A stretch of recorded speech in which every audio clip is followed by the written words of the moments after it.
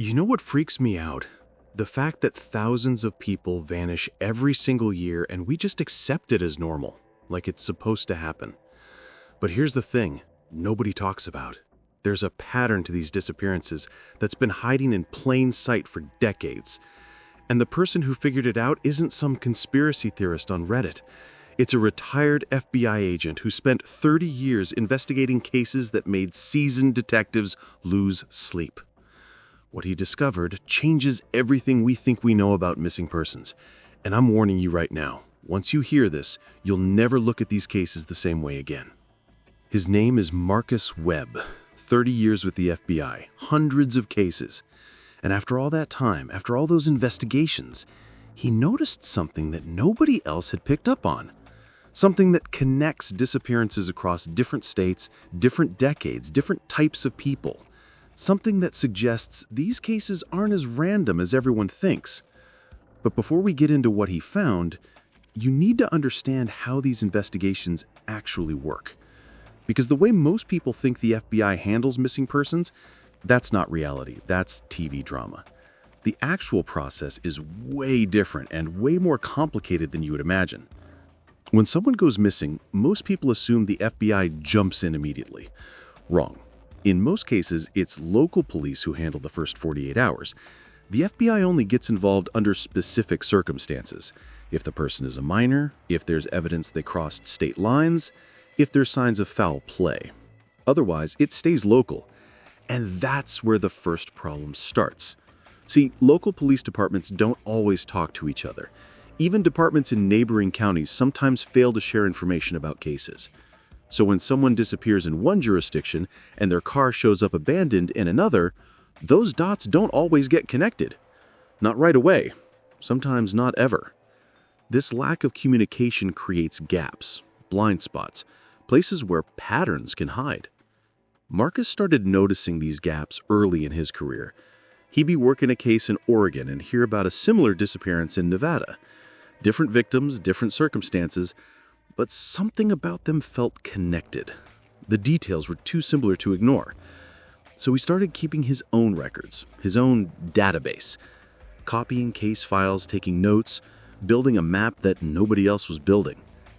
At first, his colleagues thought he was wasting time. They'd tell him every case is unique, that looking for connections where none exists is how you end up chasing ghosts. But Marcus kept at it anyway, year after year, case after case. And slowly a pattern began to emerge. It started with the locations. Marcus noticed that certain areas had higher rates of disappearances than made sense statistically. Not cities, which you'd expect. Cities have more people, so more disappearances make sense. No, these were rural areas, small towns, places where everyone knows everyone, places where a stranger stands out, places where someone going missing should be a huge deal.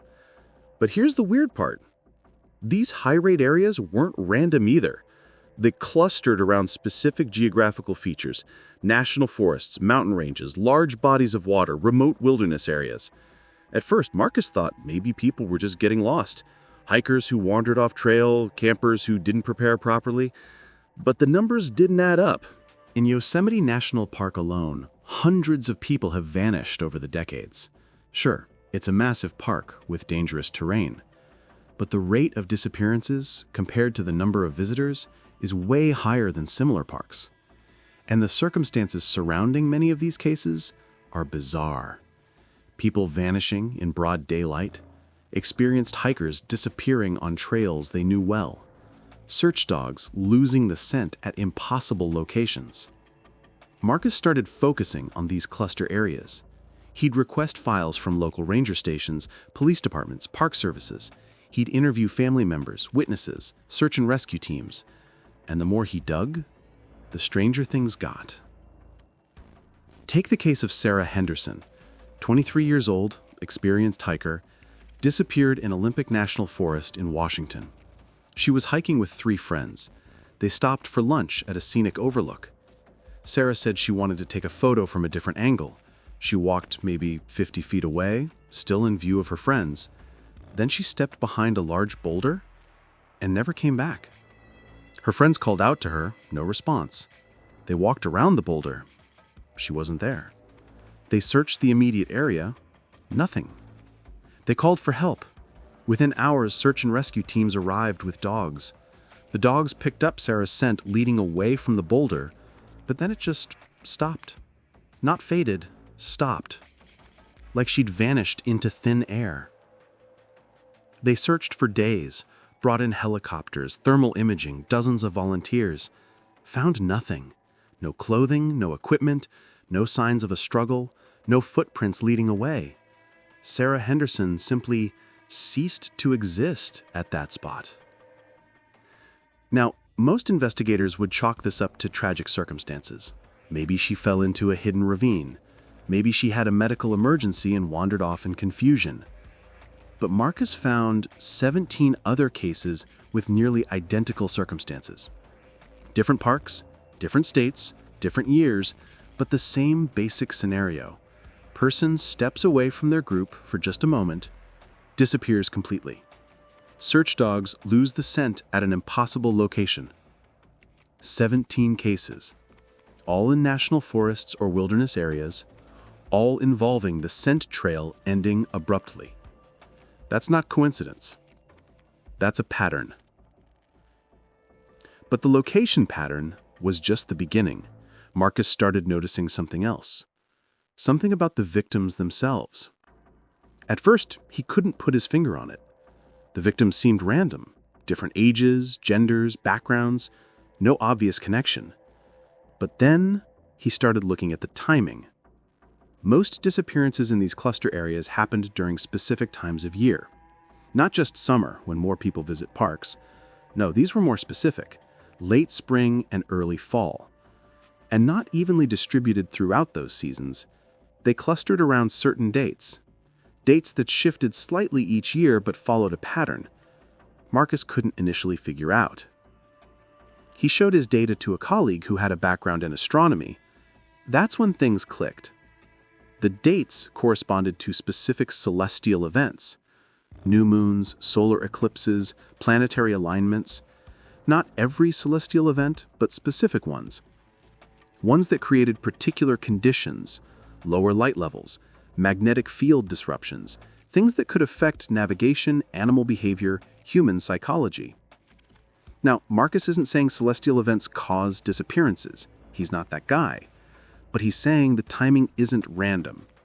And when you combine the timing pattern with the location pattern, you get a predictive model, a way to identify high-risk periods in high-risk areas.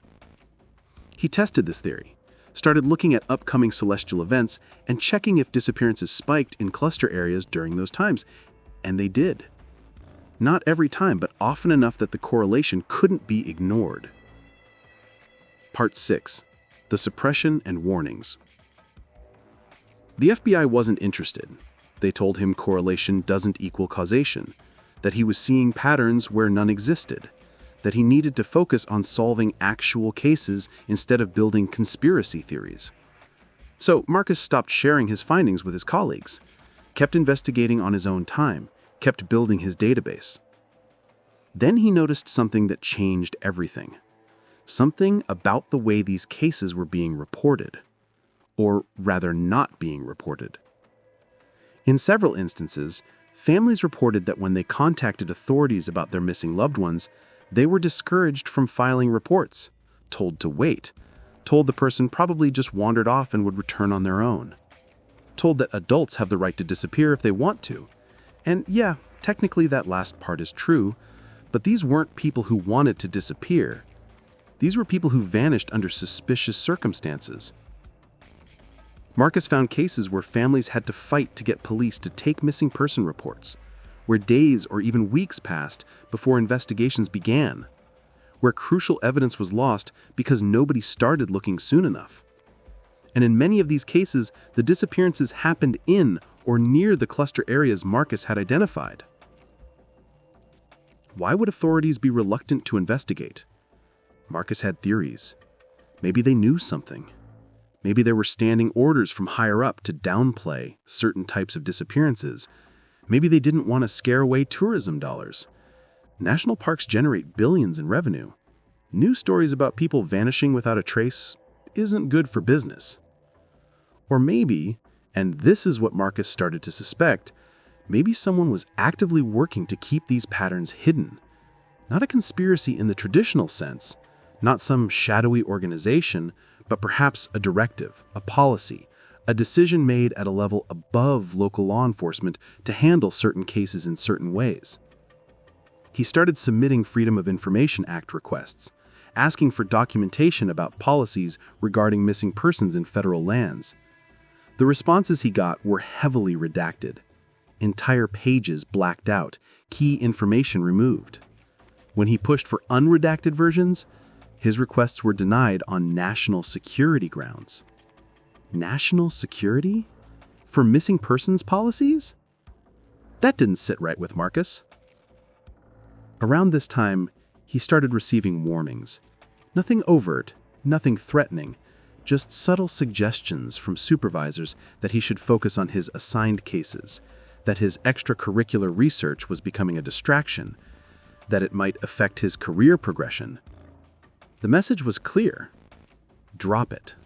But Marcus couldn't drop it, because by this point he'd found something else. Something that connected all these pieces into a terrifying picture.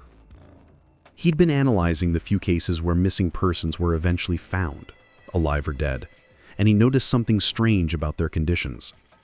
People found alive often had no memory of what happened to them. Chunks of time just gone. They'd remember starting a hike or setting up camp, then nothing. Then waking up miles away with no idea how they got there. The ones found dead were even stranger.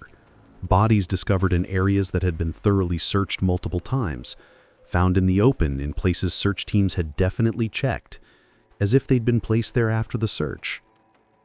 Autopsies often showed cause of death as exposure or dehydration, but the timelines didn't make sense.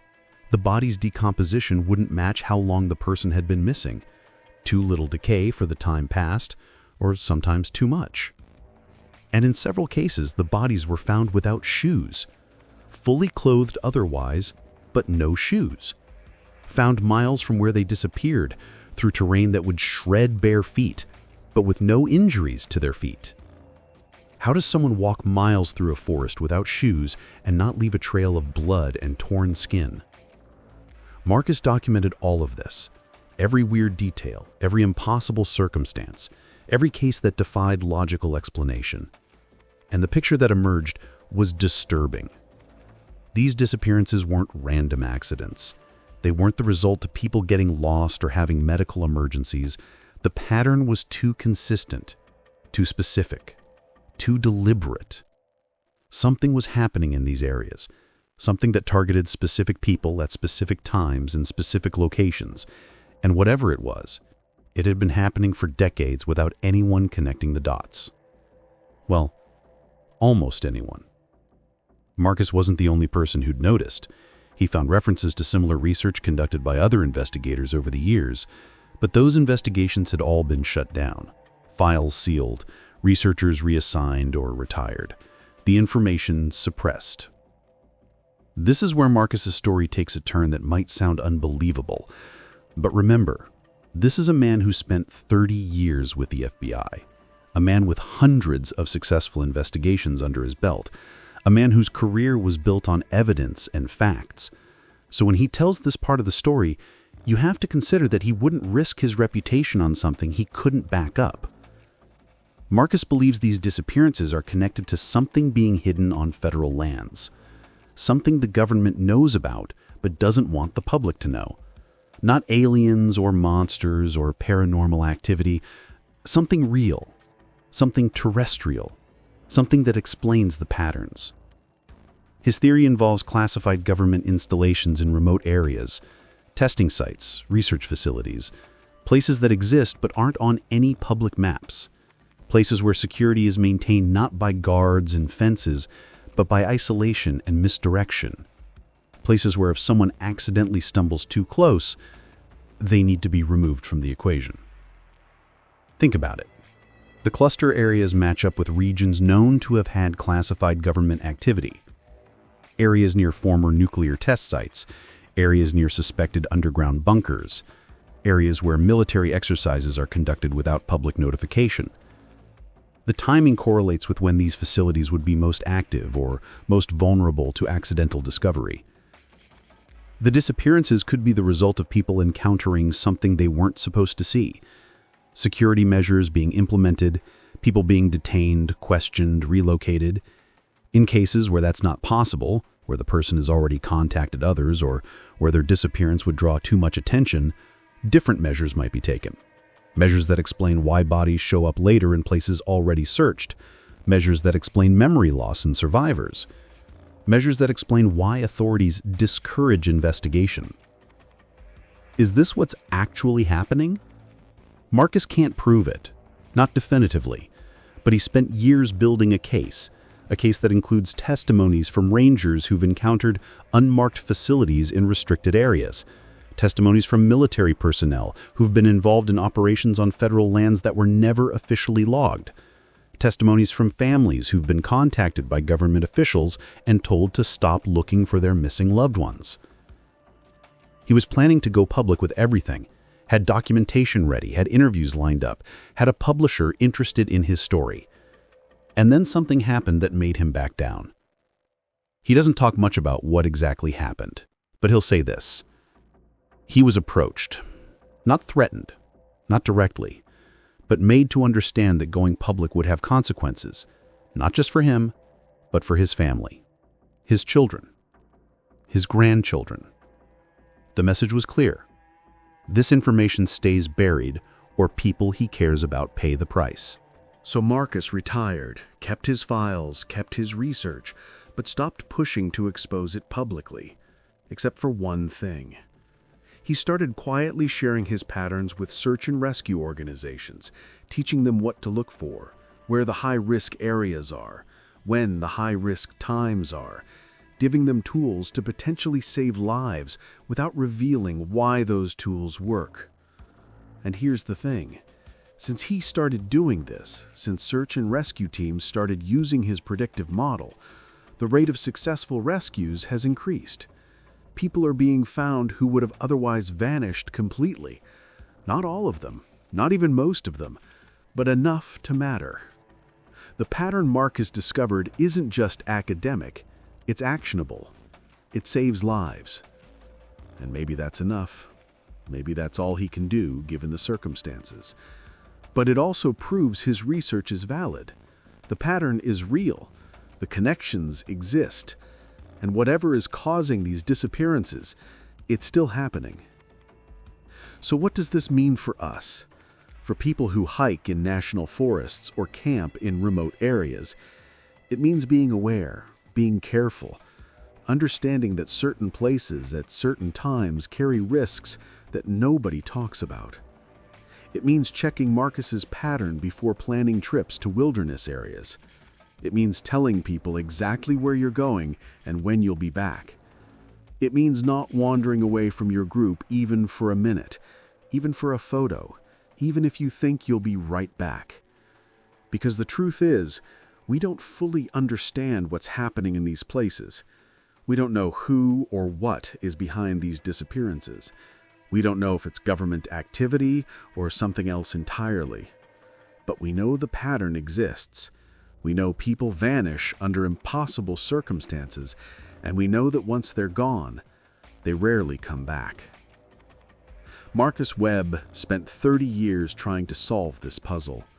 30 years of investigations and research and late nights poring over case files.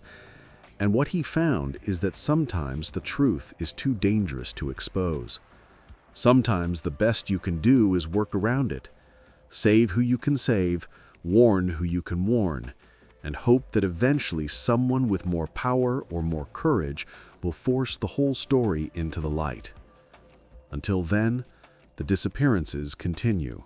The pattern holds, and thousands of families are left wondering what really happened to their loved ones, left searching for answers they'll probably never get, left with nothing but questions and grief and the terrible knowledge that somewhere out there in those remote wilderness areas we think of as safe and natural and beautiful, something is happening that we're not supposed to know about. Marcus is in his 70s now. still keeping track of cases, still updating his database, still hoping that one day someone will have the courage and resources to expose what he discovered. But he's not optimistic. Too many years of watching investigations get shut down, too many years of seeing evidence disappear, too many years of knowing the truth but not being able to share it. He'll tell you this, though. If you're planning a trip to a national forest or remote wilderness area, check his dates, check his locations, and if there's overlap, if you're planning to be in a cluster area during a high-risk time, maybe consider changing your plans. Maybe pick a different location. Maybe wait a few weeks. Because the pattern doesn't care who you are. It doesn't care if you're prepared or experienced or careful. When the conditions align, when the location and timing match, people disappear. And most of them never come back. That's the pattern Agent Marcus Webb discovered. That's what 30 years of investigation revealed. And that's what the FBI doesn't want you to know. The scariest part isn't what happened to all those missing people. The scariest part is that it's still happening. Right now. Today. While we pretend everything is normal and safe and explainable. While we plan our camping trips and hiking adventures. While we trust that authorities are being honest about the risks. While we believe that in this modern age with GPS and cell phones and satellite tracking, nobody can really just vanish without a trace. But they do. Hundreds every year. In the exact patterns Marcus identified. In the exact locations. At the exact times. Like clockwork. Like something or someone knows the schedule. Like it's all been planned out and we're just stumbling through it unaware that we're potential targets in something way bigger than we can imagine. Marcus keeps his files in a secure location, has instructions that if anything happens to him, they should be released to multiple journalists and researchers simultaneously. Insurance policy. But he knows it might not matter. He's seen too many people try to expose this information only to have it disappear or get discredited. Too many files that mysteriously go missing. Too many witnesses who suddenly change their stories or can't be reached. The system protecting this secret, whatever it is, has been operating for decades. It's sophisticated, it's thorough, and it's ruthless when necessary. Marcus learned that the hard way. But he also learned that you can work within the system. You can help people without directly challenging the powers that want this information buried. You can make a difference, even if it's not the difference you originally wanted to make. So here we are, knowing there's a pattern, knowing people are disappearing under circumstances that defy explanation, knowing that someone, somewhere, knows what's really happening, but has decided we don't need to know, that we're better off not knowing, that the truth is too dangerous or too complicated or too damaging to reveal. And maybe they're right. Maybe the truth is something so disturbing that it's better left hidden. Or maybe they're wrong. Maybe we deserve to know. Maybe transparency is worth the risk. Maybe the families of those thousands of missing persons deserve real answers instead of official explanations that don't add up. Marcus doesn't have those answers. He just has the pattern. And the pattern is clear. Cold. Undeniable. It's there in the data, waiting for anyone brave enough or crazy enough to look at it objectively, waiting to reveal its secrets to whoever is willing to accept what it means. I'm sure I'm not the first one to put it all together, but I'm worried I might be the last. But let me tell you about some specific cases that really drove this pattern home for Marcus. Cases that made him realize this wasn't just statistical noise or coincidence. Cases that were so strange, so impossible, that they couldn't be explained by conventional thinking. Case 1. The impossible relocation. There's the case of David Paulides. Wait, no, not that David Paulides. Different guy. This David was a software engineer from Seattle, 42 years old, married with 2 kids, Took a solo hiking trip to Crater Lake National Park in Oregon. Told his wife exactly which trail he'd be on, said he'd be back by sunset. Never came back. Search teams found his car in the parking lot, found his initial trail markers, then nothing. His path just stopped, about 2 miles in. No signs of him leaving the trail, no footprints leading into the woods, nothing. But here's where it gets weird. 3 weeks later, a ranger found him alive, sitting on a bench at a completely different trailhead 40 miles away. Just sitting there, calm, quiet, like he was waiting for a bus. When they approached him, David looked confused, asked what day it was. When they told him 3 weeks had passed, he didn't believe them. Insisted he'd only been hiking for a few hours. Said he'd stopped to rest and must have dozed off. Couldn't explain how he got to a different location 40 miles away. Couldn't explain the 3-week gap. His last clear memory was sitting down to drink water on his original trail, then nothing. Then waking up on that bench. Medical examination showed he was dehydrated and malnourished, consistent with not eating or drinking properly for 3 weeks. But his clothes were clean. His shoes showed minimal wear. And he had no injuries, no scratches, no bruises, nothing to indicate he'd been wandering through the wilderness for 21 days. It was like he'd been kept somewhere clean and safe, then deposited at that trailhead. David underwent psychiatric evaluation. They thought maybe he'd had a psychotic break or dissociative episode, but all the tests came back normal. No drugs in his system, no signs of mental illness, no explanation for the memory loss. He was a healthy, normal guy who'd lost 3 weeks of his life and had no idea where he'd been or what had happened. His case file was marked as resolved, person found alive, case closed. But Marcus knew better. He'd seen this before. The missing time, the impossible relocation, the lack of injuries despite weeks in the wilderness. It fit the pattern perfectly, and David's disappearance happened during a new moon in one of Marcus's cluster areas. When Marcus tried to interview David, he was told the man didn't want to talk about it, wanted to move on with his life, forget the whole thing. Marcus understood, but he also wondered if David had been encouraged not to talk about it, if someone had suggested it would be better for everyone if he just let it go. Case 2. The Vanishing Family. Then there's the case of the Thompson family. Mom, dad, 2 kids aged 8 and 10, camping in Sequoia National Forest. They'd been camping there for years, knew the area well, had a favorite spot they always used, set up their tent Friday evening. Saturday morning, the dad went to get water from a nearby stream. The mom was making breakfast. Kids were playing near the tent.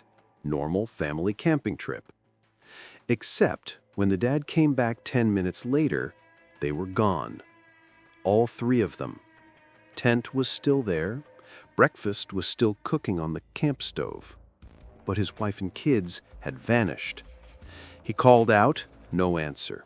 He searched the immediate area, nothing. He ran to other campsites for help. Within an hour, they had dozens of people searching. They found one of the kids' shoes, about 100 yards from the campsite. Just one shoe, lying in the middle of a path. No other signs of the family. Search dogs picked up the scent leading from the campsite, but lost it at the same spot where the shoe was found. Not gradually, lost it. Just stopped cold. Like the family had ceased to exist at that exact location. The search went on for weeks. Brought in cadaver dogs, thermal imaging, ground-penetrating radar, checked every cave, every ravine, every possible location within miles. Found nothing. No clothes, no bodies, no signs of what happened. 3 people had literally vanished into thin air while breakfast was cooking. The official investigation concluded they'd probably been attacked by a wild animal, mountain lion or bear, bodies dragged away and consumed. But that explanation doesn't hold up.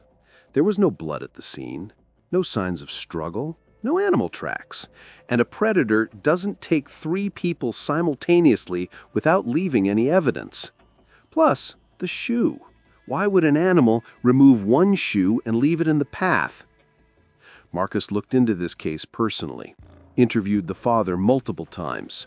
The man was destroyed, kept saying it didn't make sense, kept saying 10 minutes. He was only gone for 10 minutes. How do 3 people disappear in 10 minutes in broad daylight with no trace? Marcus checked the date, new moon. Checked the location, right in the center of one of his highest activity cluster zones. Checked similar cases, found 4 other incidents where multiple family members vanished simultaneously in that same general area over the past 15 years. Different years, different families, same impossible circumstances. When Marcus tried to get access to the full investigation files, he was denied, told the case was still open and files were restricted. But he knew cases that old, with no leads and no activity, would normally have their files available to law enforcement. Someone had made sure this case stayed locked down. Case 3. The structure in the photo. There's also the case of Jennifer Huang, 29-year-old photographer from California. She specialized in nature photography, had published work in major magazines, knew wilderness safety better than most park rangers, went to Yosemite to photograph the fall colors. Solo trip, something she'd done dozens of times before. She maintained a blog where she posted her location and plans every day. Safety precaution her family insisted on. On October 14th, she posted that she was heading to a specific valley area to catch the sunrise. Posted photos from early morning showing the location, beautiful shots of autumn leaves and morning mist, then nothing. No more posts, no more check-ins. Her family reported her missing that evening when she didn't post her daily update. Search began the next morning. They found her camera, still on its tripod, right where her last photos were taken from. Memory card still in the camera. Her backpack was there, her car keys, her phone, everything, except Jennifer. The photos on her camera showed the sunrise shots she'd posted, then a series of images taken about an hour later. Trees, sky, more landscape shots, normal photography, then 3 frames that made no sense. The first showed part of a structure, metal and concrete, definitely man-made, definitely not something that should be in that area. The second frame was blurred, like the camera had been moved suddenly. The third frame was black, just completely black, like the lens cap had been put on or like the camera had been covered. Those were the last photos. No more after that. But the camera and equipment were still set up, still positioned like someone was about to take another shot, like Jennifer had simply vanished mid-photo session. Marcus got copies of those photos, analyzed them, enhanced them. That structure in the one clear frame, it looked like part of a ventilation system, industrial grade, the kind you'd see on a large underground facility. And the location was odd. There was nothing on any official map that showed man-made structures in that area. He tried to visit the exact spot where Jennifer's camera was found. Got there and found the area was now marked as restricted. Signs posted. No official explanation for why. Just no access allowed. When he asked park officials about it, they said it was due to erosion concerns, dangerous terrain. But Marcus had the photos. The terrain looked fine, stable, no signs of erosion. Jennifer's case remains unsolved. Her family still searches for answers, but Marcus knows what probably happened. She photographed something she shouldn't have seen, something that proved the existence of an installation in an area that officially has no installations, and she was removed because of it. The really messed up thing? That area where she disappeared, Marcus found records of 6 other disappearances within a 2-mile radius over the past 20 years, all photographers or hikers, all experienced outdoors people, all vanished without a trace. And after each disappearance, that area was temporarily closed for various official reasons. Erosion, wildlife management, trail maintenance, always something. Always closing off access right after someone vanished. Marcus started mapping these temporary closures. Found a pattern there too. Areas would close immediately after a disappearance, stay closed for a few weeks, then reopen. During the closure, official personnel would be seen in the area. Vehicles without clear identification, people in uniforms that didn't match Park Service or Forest Service standards, activity that wasn't explained in any public records. He theorized these closures were cleanup operations, removing evidence, sanitizing the site, making sure nothing remained that could lead to questions. And if bodies were involved, relocating them to areas that had already been searched, placing them where they'd eventually be found, but in ways that wouldn't raise suspicion about the timeline. Case 4. The late discovery. That's exactly what happened in the case of Robert Chen. 65-year-old retired teacher went missing while hiking in Olympic National Forest, same area where Sarah Henderson disappeared, remember? Robert's case happened 8 years after Sarah's. Similar circumstances. Stepped away from his hiking group, never came back. Massive search, nothing found. Case went cold. Then 2 years later, a different hiking group found human remains about 3 miles from where Robert disappeared. Dental records confirmed it was him, but here's the problem. That area had been searched thoroughly, multiple times by professional search and rescue teams with dogs and equipment. They'd walked right past that spot dozens of times. There's no way they would have missed a body. No way. The coroner's report listed cause of death as exposure and dehydration, said he died within days of disappearing, but the body's location and condition didn't match that timeline. If he died within days of disappearing in that location, he would have been found during the initial search.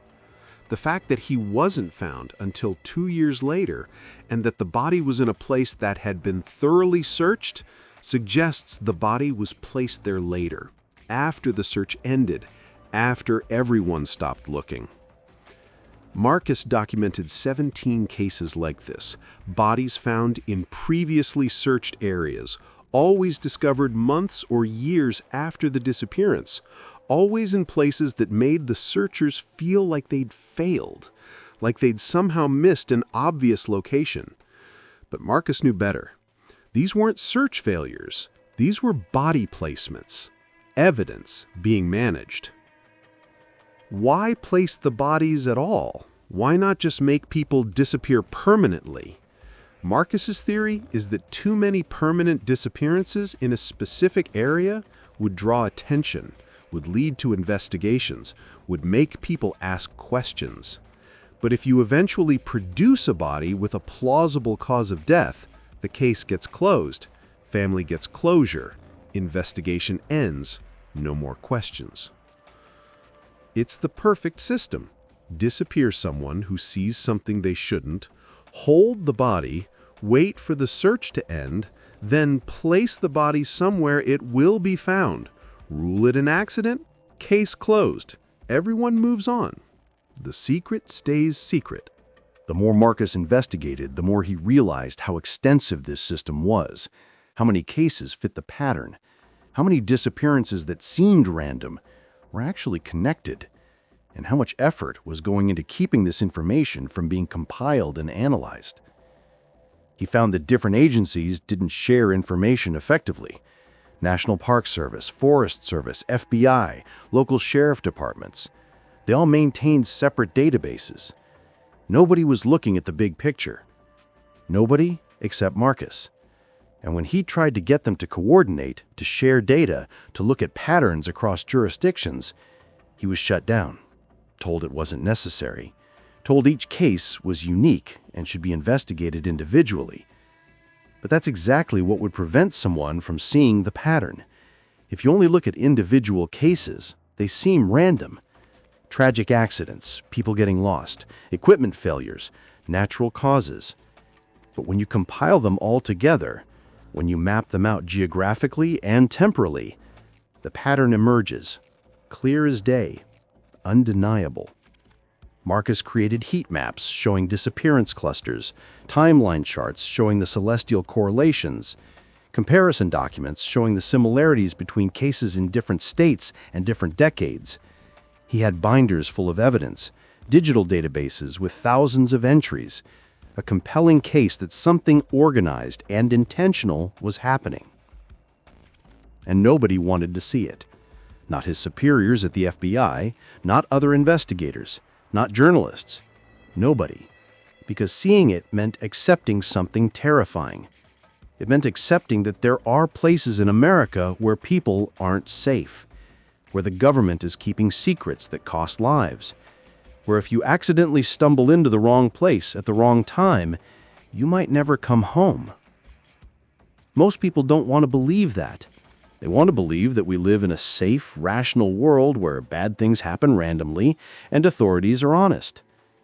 Marcus's evidence challenged that belief, made people uncomfortable, so they rejected it, called him obsessed, said he was connecting dots that weren't there, suggested he needed a break or maybe therapy.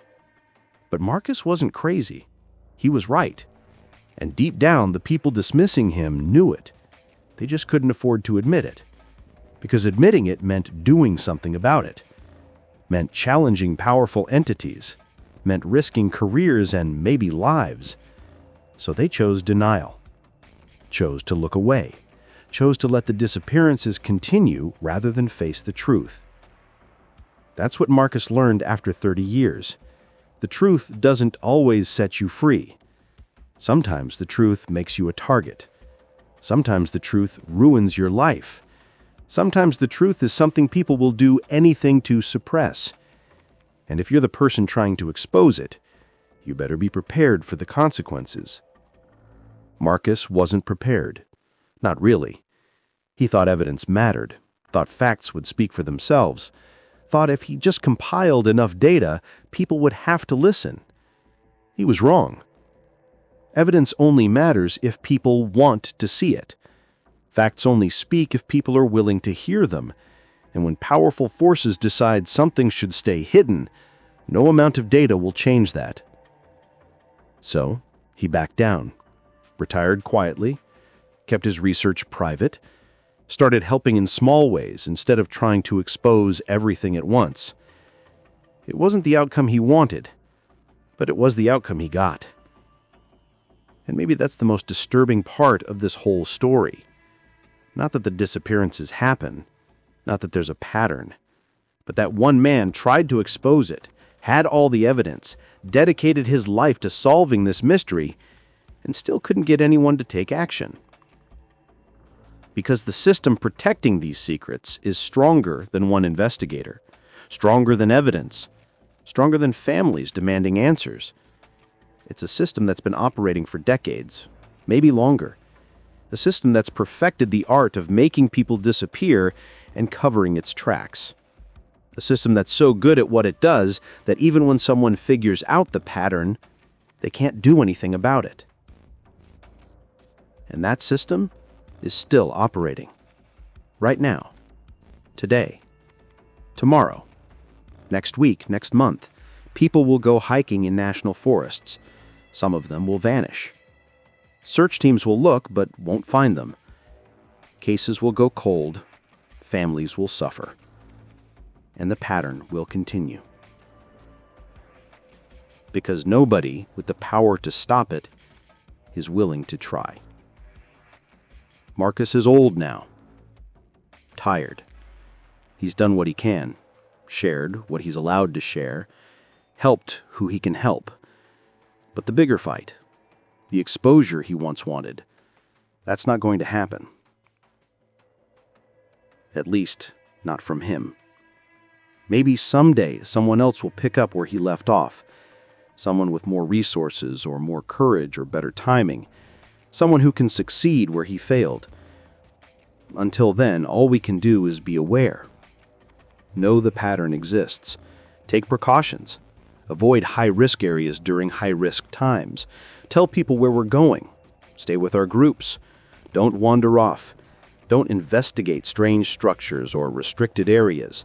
Don't photograph things that seem out of place. Just stay safe. Stay ignorant. And hope we're never in the wrong place at the wrong time. That's the lesson from Agent Marcus Webb's 30 years of investigation. That's what happens when you try to expose secrets powerful people want kept. That's the reality of missing persons cases in America. Not random tragedies, not simple accidents, but something organized, deliberate, and protected at the highest levels. And the scariest part? There's nothing we can do about it, except try not to become another statistic in Marcus's database. Another pin on his map. Another case file documenting an impossible disappearance in a cluster area during a celestial event. Another family left without answers, wondering what really happened, and knowing they'll never find out. That's the truth Agent Marcus Webb discovered. That's the pattern everyone misses. And that's why your interpretation of missing person cases has been wrong this whole time. They're not random. They're not accidents. There's something else entirely. Something we're not supposed to know about. Something that will keep happening as long as the secret stays protected. Sweet dreams. Subscribe for more stories that'll keep you up at night.